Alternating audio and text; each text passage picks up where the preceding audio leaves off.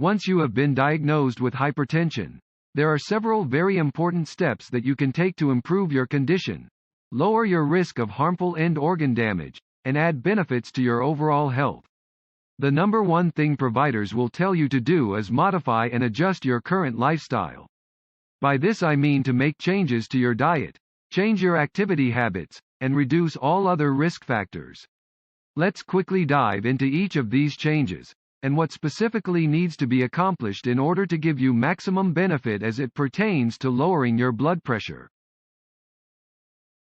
Regarding your diet, numerous studies have proven that reduction in salt intake is one of the most important things you can do to help keep your blood pressure under control. The American Heart Association recommends daily sodium intake does not exceed 1,500 milligrams per day. Taking time to look at the nutrition labels on the food you buy can go a long way to ensure that you are not eating more salt than is recommended.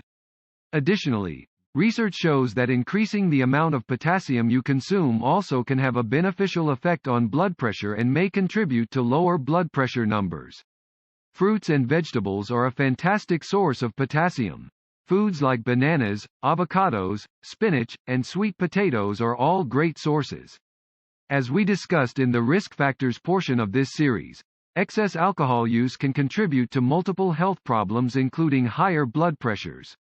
Current recommendations state that men should consume 2 or fewer alcoholic beverages daily while women should consume no more than 1. One standard alcoholic drink is defined as 12 ounces of beer, 5 ounces of wine, or 1.5 ounces of 80-proof liquor. One dietary program you may have heard of before is the DASH diet. The DASH diet is a well-known diet plan that has been shown to lower blood pressure numbers and improve cholesterol. DASH stands for Dietary Approaches to Stop Hypertension. It involves eating 4 to 5 servings of fruit, 4 to 5 servings of vegetables, and 2 to 3 servings of low-fat dairy on a daily basis. It also limits foods that are high in saturated or trans fats as well as high sodium items. In addition to your diet, exercise and increasing activity levels are extremely beneficial in lowering and controlling your blood pressure. While the exact time of exercise needed to benefit you is up for debate, most health professionals agree that a minimum of 30 to 40 minutes a day for at least 3 days per week will provide benefit. In other words, if you can exercise for a minimum of 90 minutes per week, you will see benefits in your overall health and blood pressure.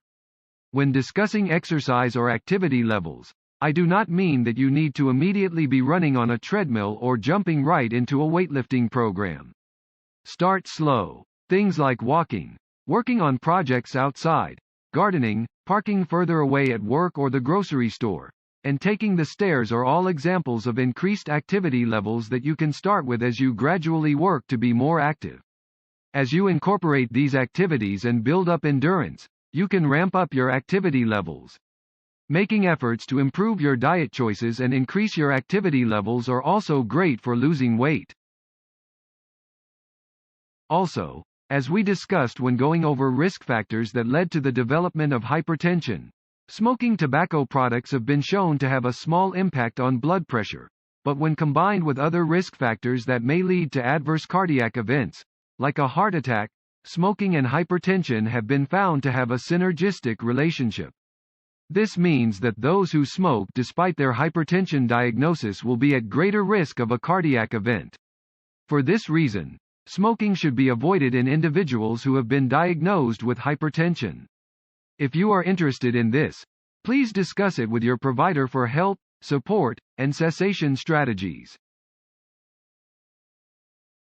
Now, there may come a time when your provider recommends medication to ensure adequate control of your blood pressure.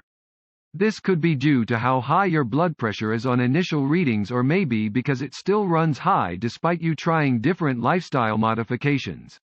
In the event that you do need medication, you may be started on one of a number of different medicines known as antihypertensives. These medications are grouped into several categories with several different mechanisms of action. In the event that you do need these medications, make sure to discuss any questions or concerns that you may have with your provider. I am sure they would be happy to chat with you. To summarize, hypertension is a very common diagnosis among Americans. It also carries with it the potential for serious adverse effects if it is not properly managed. Some of the best things you can do for your health to manage this condition are to limit your salt intake, eat large amounts of fruits and vegetables, and limit your alcohol consumption.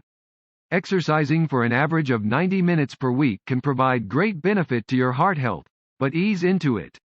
Start with small activities for shorter periods of time and then work your way up. Additionally, if you do smoke, strongly consider cutting back or quitting entirely. There are many great resources out there and many people, including your provider, who can assist you if this is a goal of yours. The benefits will be tremendous. Thank you very much for watching.